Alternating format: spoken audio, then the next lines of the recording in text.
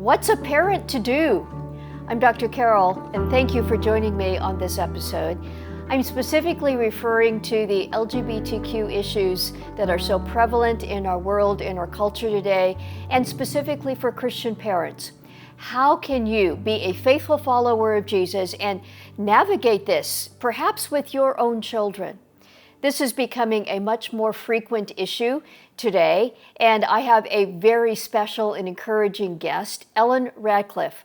She is a wife and mother and someone who has experienced same-sex attraction. I'll let her tell you her story, but it includes some very raw and open periods in her life when she dealt with these very challenges. She has also recently released a book, and it's just out if you are listening to this episode when it first comes out. Ellen's book, Love Covers Over, a guide for Christian parents raising kids in an LGBTQ plus world. Ellen is also the Chief Operating Officer of Strength in Weakness. That organization has some very encouraging and practical resources to help parents, churches, other Christian organizations in addressing this. And Ellen has her own website, Heart Set Above, and I'll let her tell you a bit about that ministry. Well, in this conversation about specifically parents and LGBTQ issues, just keep an open heart, because I believe this will be encouraging to you as a follower of Jesus, but also as someone called to love your child. Ellen says there is only one greater anguish than losing connection to a child, and that is losing connection to God. We'll unpack that. So here is Ellen Radcliff.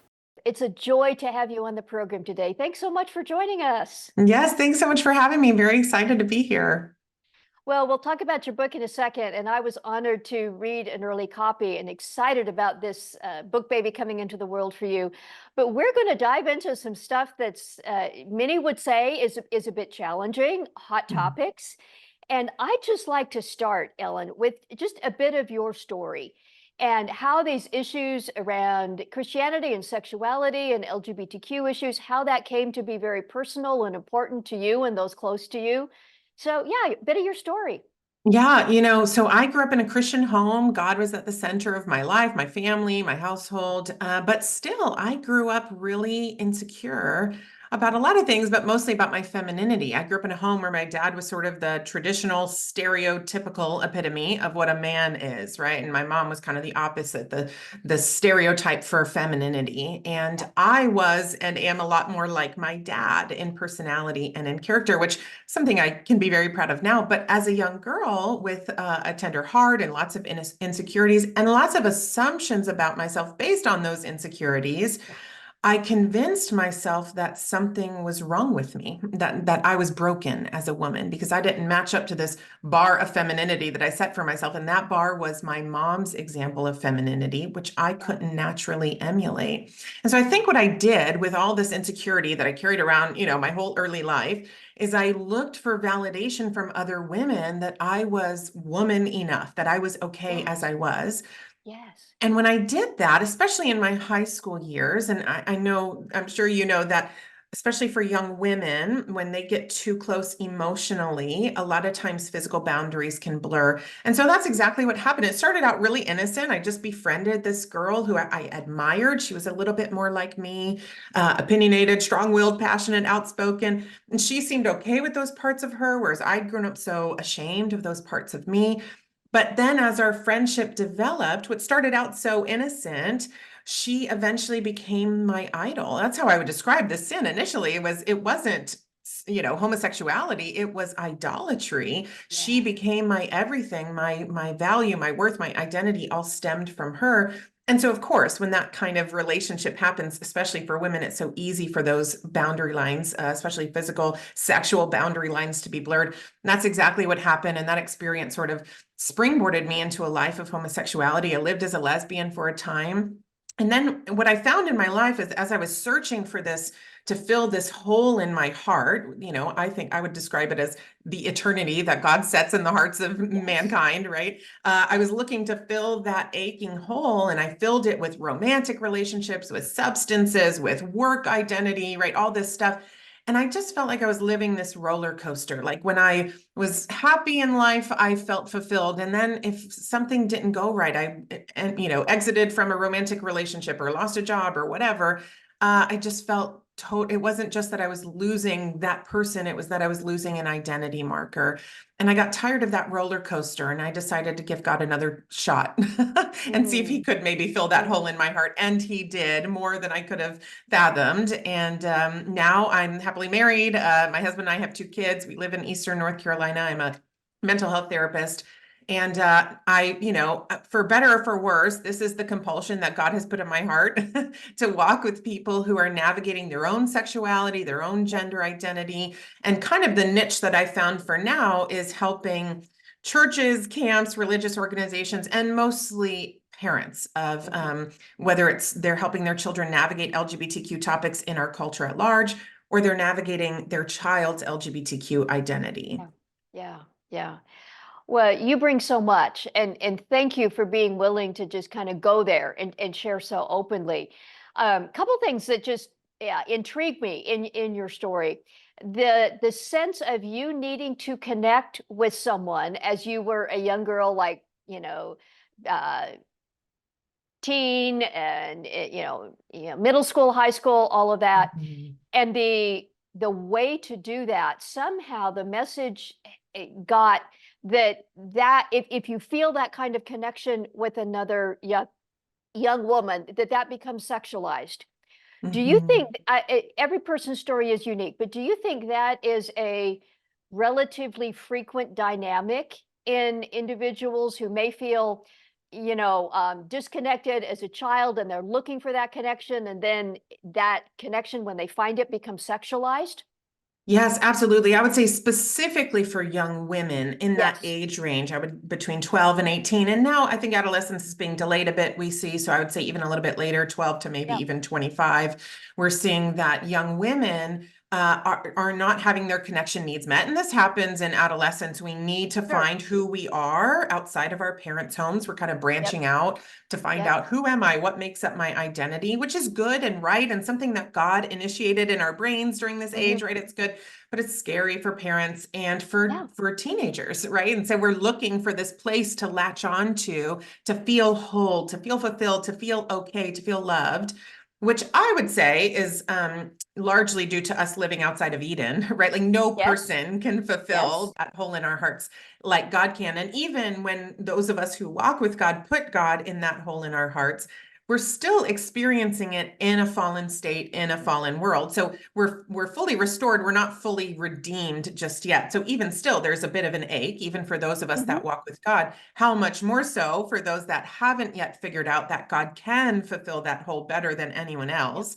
And Yeah. so, for sure, for young women, because of sexual fluidity and the malleability of their brains during that age, and for a lot of women too, we're seeing that sexuality, sexual connection, romantic connection Hmm. is usually stemmed from emotional safety and emotional connection. Yes. And so when you're a teenage girl, who do you feel more emotionally safe and connected with? It's not usually your male peers, usually it's your female peers. And a lot of times that desire, especially if there's idolatry in the mix and you don't have what I would call a healthy identity diet, right? You don't have Yes. healthy Yes. identity coming from lots of different people. You can overly fuse, and absolutely those boundary lines for, especially for women, just get so blurred. So I see that a lot. It's mostly parents or church leaders, ministry leaders reaching out saying, oh no, we've got these 2 girls, and all of a sudden, that's what they say, all of a sudden, Right. they're in this relationship. And I'm like, let's track it back. I don't think it's all of a sudden, right? There's been Right. some signs from the beginning that they're overly fused. They're looking for, rightfully so, they're looking for connection, but they're only looking for it in this one place. They don't have that healthy balance. Yeah. You talked about during the season when you lived as a lesbian, you had a sense of the ache and emptiness in your soul and decided to give God a chance again. And now you're married and your husband and you have children. Um, how did that work out sexually? And I'm sure there may be some people who are listening, and I'm just going to ask the question, okay, you were living as a lesbian and now you're married to a man and you've got kids. How did that work? Yeah. What did God do there? Where are you still in process? I just got to ask. Yeah, I'm glad that you did. I always say that's going to be the title of my next book is how does that work? Because that's the question I always Yeah. get. How does that work? How could you be married to a man, have two kids, but formerly dated women? Yeah. Yeah, so I would say that again, for women especially, sexuality is usually quite fluid. Mhm. Women, there's this fantastic, fascinating study done by Dr. Lisa Diamond where it talks about how women, oh no, I'm sorry, this is a different study that I reference in my book. I don't think it's Lisa Diamond, but basically women have the ability to be sexually aroused by any sexual stimulus, no matter what gender is depicted. So I think that, we are made in God's image. And so Yeah. that's such a product of how we were made in his image, that he can be very flexible and adaptable. And I think that's great. Of course, we experience it in a fallen state, in a fallen world. Mhm. And so it can lend towards sin for us. But I think that a couple of things for me, because I had that early experience, it created a neural pathway. My first sexual experience Yes. was with a woman. So that means that a neural pathway was created in my brain. So even if I were to, some people would use the word overcome, right? Like, oh, you've overcome, you've repented from that same sex attraction. I wouldn't characterize being attracted to the same sex as sinful. I would characterize acting on that attraction as sinful. And I know there are some Christians who might disagree with that. And I totally get that. I think we can agree to disagree on that. So, but I think we can both agree that acting on that attraction would be sinful no matter what. So for me, I do experience attraction toward women still. It's not the same that I would experience toward my husband. There's more of a safety, a familiarity, and intimacy with him that has Mhm. less to do with maybe the way he looks and more to do with the safety we experience, the Yeah. life that we share together, the Yeah. history that we have together. And my what I would call attraction toward women is more stemming for me personally and for a lot of other women that I've worked with. It's not so much a physical attraction, although that certainly does exist for some women. For me, I would call it an emotional attraction. Really, what it stems from is in admiration. A lot of times I see someone and I think, wow, I so admire that trait of hers, or that she has this ability to do this. And what starts as admiration in the past has really easily moved into emotional attraction and then even sometimes physical attraction. And so Yeah. I just know enough about my own experience now to know, when I admire someone, that's good and right. That's something that God gave us to imitate some of his qualities that he put in other people. I want to honor that, but I want to honor it with boundaries and make sure that God is my everything, my best friend, my husband, my father, my friend, my brother, my everything, right? Yes. Before I put someone else in that space. So that's kind of how I navigate it personally. But I do experience some attraction for my husband as well. People always want to know. I'm not discussed. I think some people think, for those of us that still experience attraction toward the same sex but are married to the opposite sex, Hmm. I think people think we're inherently disgusted by our spouses, by our opposite sex spouses. For sure, not the case, not disgusted by him at all. I do even experience some attraction toward him. I don't know how it compares to someone who's, only attracted to men, how it compares to their attraction for their husband. But I do experience some attraction. But like I said, my connection with him, I always like to think about it like a stool. I'm a marriage and family therapist, right? So a lot of people come into my office and don't feel attracted to their spouse, even in an Sure. heterosexually attracted Right. couple. Right. And that's never a huge issue. We can absolutely work through that. Actually, what's more of an issue is when a couple comes to my office and says, the basis of our relationship was attraction, and now that has waned. And now we're Yep. thinking, what do we do? Right. So I think about it like a stool. If our stool of intimacy is made up of many different legs, and one leg is a little bit gimpy, my physical attraction for my husband, then all the other legs, as long as they're fortified, that stool of intimacy can stand really strong. But if you're standing on a stool that has one really strong leg, it's going to wobble and fall eventually, especially because attraction waxes and wanes throughout the course of a relationship. The way we Yes. look changes, the way that our Yes. attraction we feel changes. So I think a lot of people pity me and my husband. Oh, those poor married people, right? They have to deal with same-sex attraction in their marriage. Actually, it's really given us such a gift to make sure that this stool of intimacy is built out in a lot of different legs. And even if we have a slightly gimpy leg on that stool, all the other legs can help it withstand really strongly.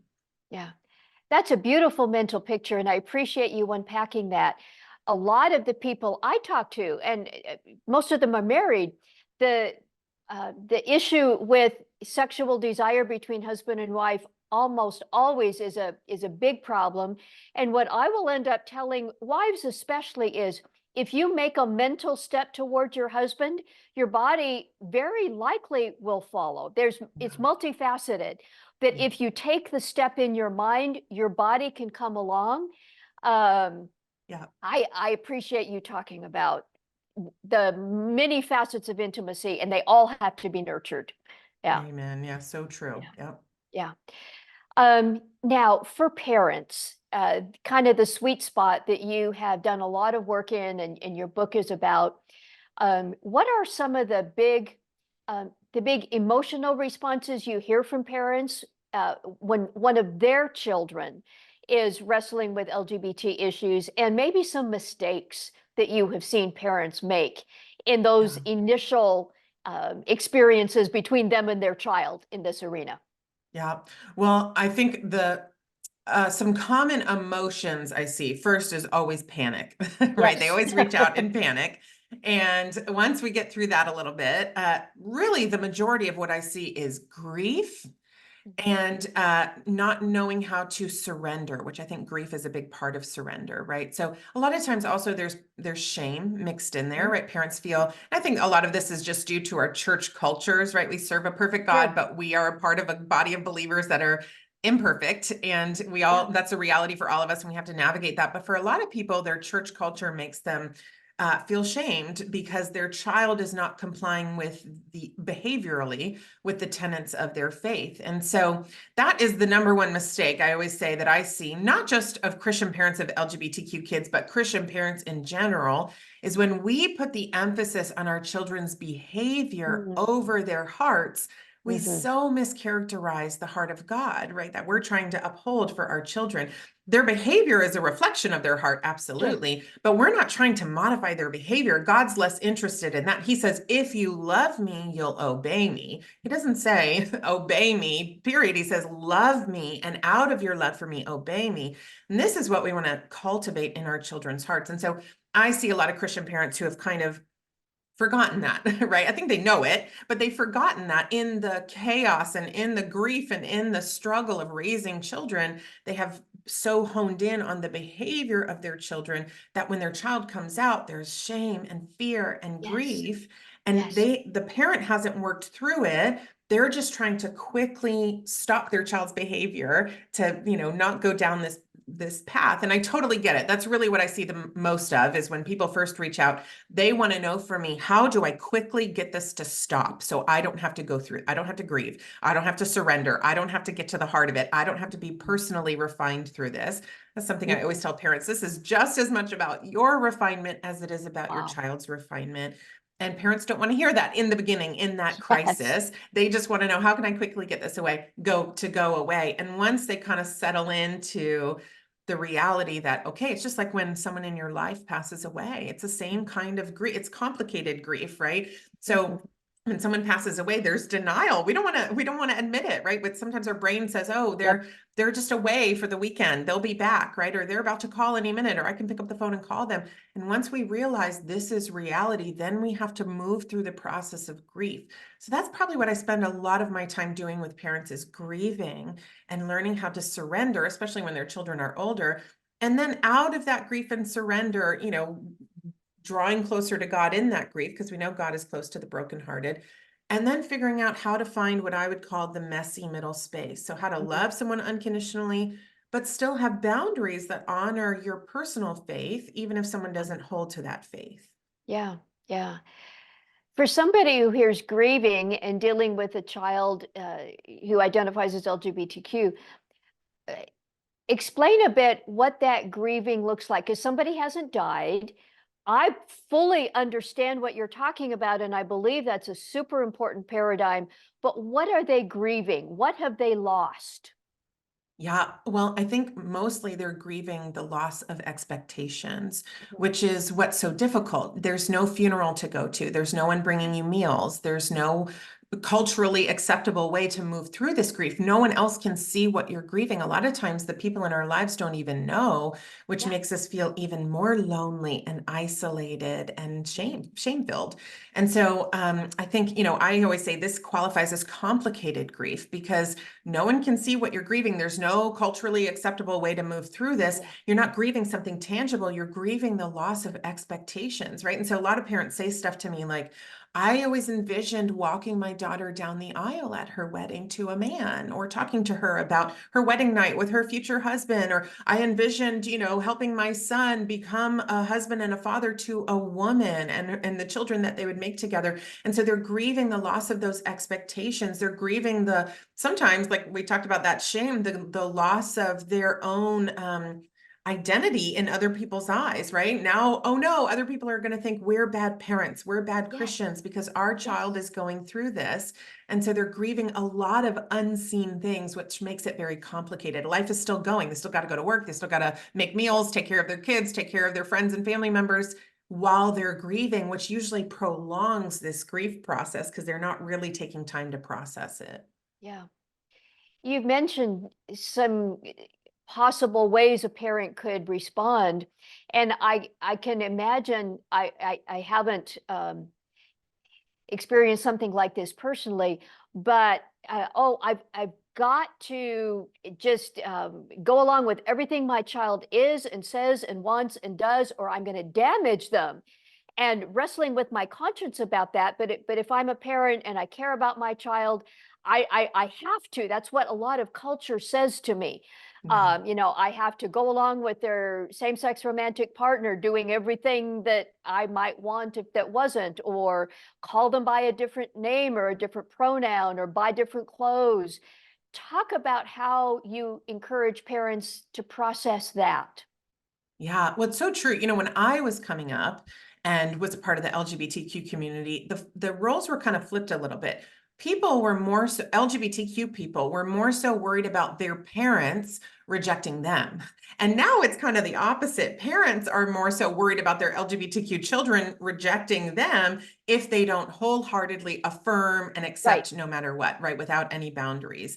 And so, yeah, it's just such a switch, how quickly that switch happened. But I think that there is a way, because I think what parents do when they transgress upon their own conscience and they say, okay, Mm, fine, I'll call you whatever you want, I'll do right, without even wrestling through. I always talk about how important that wrestle is. A lot of these decisions we have to make as parents, especially if you have an LGBTQ child, are very nuanced. There are not very clear, explicit directions in the Bible with how to handle these. There are very clear biblical tenets that we can use to apply to these situations, which gives us a framework to work within.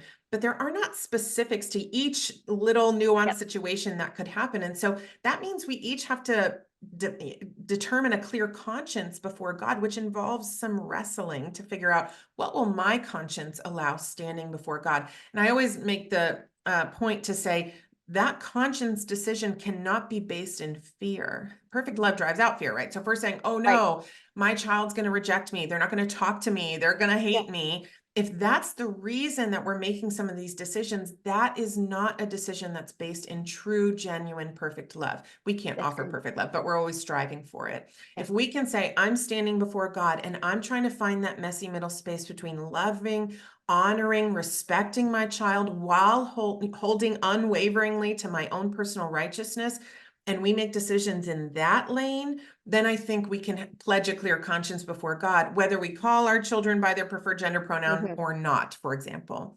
So I Yeah. think, yeah, sorry, were you going to say something? Oh, I really appreciate you affirming the importance of conscience, and that Yeah. even parents, they stand before God. Now, they don't stand before their children. And Yes. that's one of the unique things I have seen in what you do in writing and speaking, how important it is to encourage parents to wrestle with their own conscience and remain clear there. Yeah, I think a lot of parents don't love that about what I do because a lot of them want quick, easy answers, right? They're like, what Yes. do I do? Call them by the Yeah. name or not? Do this or Right. do that. And I'm always like, well, let's get into the weeds here. Let's wrestle through. What does your conscience allow? What, when you're standing before God, let's grieve first. Let's go to God first. Let's strive to look at your child through God's eyes and look at their same-sex partner through God's eyes. One refrain I say constantly to parents is, you are called to love, honor, and treat with kindness, dignity, and respect your child's same-sex partner, not because of who they are, but because of who God is, right? Like Jesus died for you even when you were a sinner. That means he died for them as well. And so that doesn't mean we need to have this hands-off approach and say, okay, whatever goes, I'm afraid, you can do whatever you want. I'll call you whatever you want. You can sleep over at my house, whatever. No, we need to have boundaries that are rooted in our own personal righteousness. But we can do it in a way that seeks to love, honor, respect, and respect the free will that everyone has to live their life however they'd like to. Yeah. In your book, you lay out some incredibly helpful thought processes and paradigms to wrestle with. You talk about the importance of connecting. You talk about how, especially for parents, when you have that initial panic response, delaying the setting of boundaries and not immediately just clamping down. Would you talk about a couple of those important things to keep in mind? Yeah, well, I think connection is probably the deepest desire of all of our hearts. I'm obsessed with this concept of connection. I think that's what I was looking for when I was making my way through a sinful life, including the LGBTQ community and lots of other areas of life, that I was looking for connection. If I had to describe Eden, how we were meant to exist, it would be a complete state of connection with God, within our own selves, with each other, and with all of creation. So we can offer our kids, for example, pure, authentic, genuine connection, imperfect connection, because we're humans, but pure, authentic connection, even when we disagree with them. But I think we do a lot of damage when we try to offer that connection when we haven't processed through our own grief and fear, especially. And so, yeah, a lot of times when a child comes out or makes a request, which often sounds like a demand, usually especially in the teenage years, right? You have to call me by this name or else. It's actually worse for parents to respond in that moment, because usually parents are heightened and flooded emotionally, and their child is flooded emotionally, and it only escalates from there. If instead we say, I love you, we're going to figure this out, there's a way to make it through this while we're connected and we're both honored and respected, let's talk about it later tonight or tomorrow or this weekend or next week or whenever we'll give you enough time to process through this. And then we as parents go to God and grieve and be afraid and have him tend to those big emotions.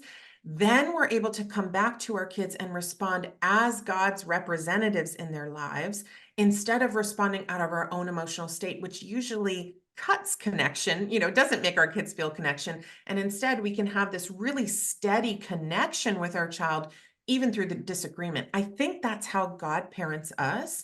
There's always this steady connection. His boundaries never change. He's very steadfast in them, but he's also very steadfast in his love. And he'll say, I will always love you. You're always free to return to me. But these are the standards and they're immovable. And I think we can offer that to our kids too. But sometimes we have to have a human moment, an imperfect human moment with God before we can offer that to our kids.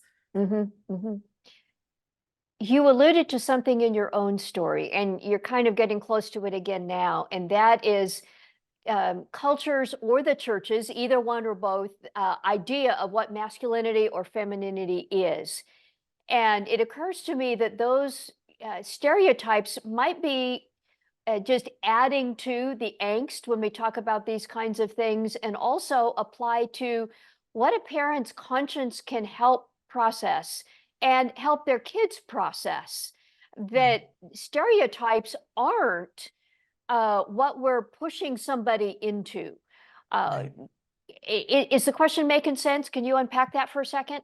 Yeah, I think, we want to teach our kids God's definition of man and woman and masculinity and femininity. And what I have found is that God's definition is a lot less rigid than our culture's definition. At least historically, we've had these very rigid gender stereotypes. Now we're sort of, or the culture is saying there is no such thing, right? And we've swung that pendulum way too far the other way. There is a difference between man and woman that God has implemented, a really important one, a really sacred one that helps to make up the full image of God that we absolutely want to know about and honor.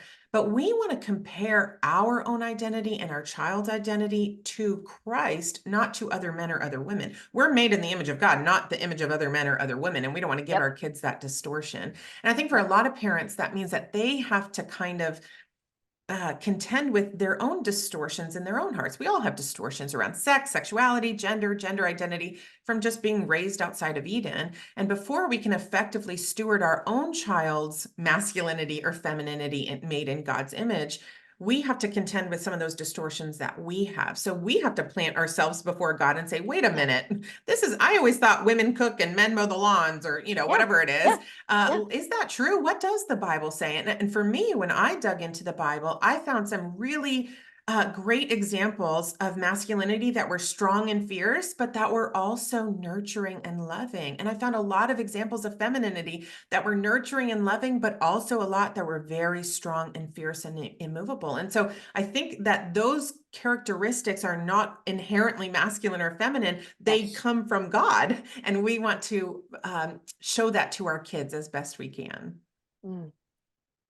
For parents who may feel right in the middle of this kind of challenge with their kids, is there a hopeful perspective you might kind of bring as we close? That if your kids are struggling with same-sex issues or LGBT in some way, what can the future look like for them? I know a lot of the what ifs, parents are going to be, well, what if this? And so does it have to stay that way? What your own story illustrates it doesn't have to. How should parents think about what the future might be? Well, I think since you use that term, what if, I'll say a common intervention I offer to my clients, no matter what the topic, is turning those what ifs to even ifs. And when we do that, I think we do something so important in our hearts in terms of our faith. We anchor ourselves to God instead of to our children's behavior or the norms of the world, or even the norms of our church culture. And so when we do that, we take the focus off of the unknown, which drives fear, and we put the focus on the known, which allows us to feel rooted and full of peace, right? In Ephesians, it talks about the armor of God, talks about the feet, have your feet fitted with the readiness that comes from the gospel of peace. I always thought that was so strange that those two things could go together, readiness and peace. But I saw this in how my parents responded outwardly to me when I came out to them. This wasn't their internal response. They had a couple of years that I didn't know that they knew to kind of process through, the reality that I was in same-sex relationships. But their response to me felt at the time very rooted, very full of peace, right? Kind of the sentiment that I would describe as God is above it. We're not afraid.